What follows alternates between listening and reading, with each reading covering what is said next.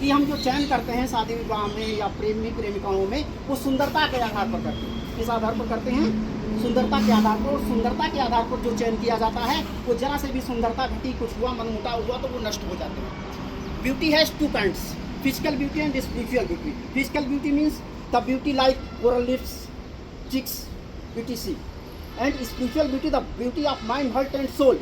हम दिल, दिमाग और मन की जो सुंदरता होती है उसके आधार पर चयन नहीं करते। इसीलिए आप लोग देखते हैं आज के समाज में जो ये प्रकार की घटनाएं होती हैं, ये घट रही हैं। तो हमें जो चयन करना हो चाहिए वो केवल सुंदरता को बेश मानकर चयन नहीं करना चाहिए, शादी विवाह में विशेषकर। जो हम ऐसा करते हैं इसीलिए इस प्रकार की घटनाएं घटती हैं। और दूसरी बात है, हम अपने धर्म से, अपने संस्कारों से विमुख होते जा रहे हैं। ये भी एक कारण है, क्योंकि हमारे अंदर ना तो ना स्त्रियों के अंदर ना पुरुषों के अंदर सहन करने की क्षमता नहीं रही। थोड़ी थोड़ी सी बातों में हम लोग विवादों में आ जाते हैं, झगड़ा कर लेते हैं, जिसकी वजह से ये सब हो जाता है। तो मैं आपको बताना चाहूँगा कि अक्सर क्या होता है कि साथियों, एक बात मैं और करना चाहूँगा। हमने आज के पिछले 2 साल पहले रिक्वेस्ट डाली थी, वर्दी की रिक्वेस्ट डाली थी और जूते की रिक्वेस्ट डाली थी। मैं जीएम साहब से निवेदन करूँगा कि अगर उस कार्य में कोई प्रगति हुई होगी तो बताएँ।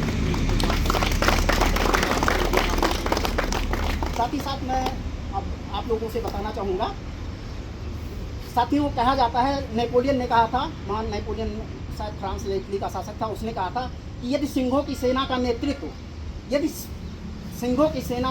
एक गीदड़ करता है तो शेरों की सेना भी गीदड़ की तरह ही व्यवहार करती है। और यदि गीदड़ों की नेता का नेतृत्व एक सिंह करता है तो जो सिंह गीदड़ों की सेना है वो भी सिंहों की तरह व्यवहार करेगी।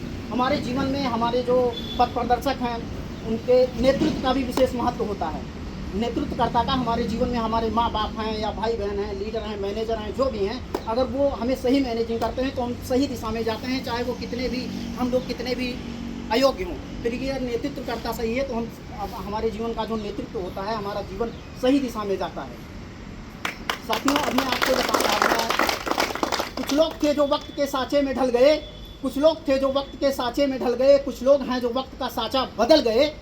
साथियों, सूर्य को, अब मैं एक ऐसे व्यक्ति को आमंत्रित करने जा रहा हूं मंच पर, जो जैसे मान लीजिए कि सूर्य को दीपक दिखाने के बराबर होगा। अगर मैं उनकी प्रशंसा में कुछ शब्द कहूँगा तो सूर्य को दीपक दिखाने के बराबर होगा। अब मैं निवेदन करता हूँ आदरणीय रविंद्र राणा सर से, आप लोग तीव्र करतल ध्वनि के साथ स्वागत कीजिए आदरणीय रविंद्र राणा सर का। 2 वचन कहें।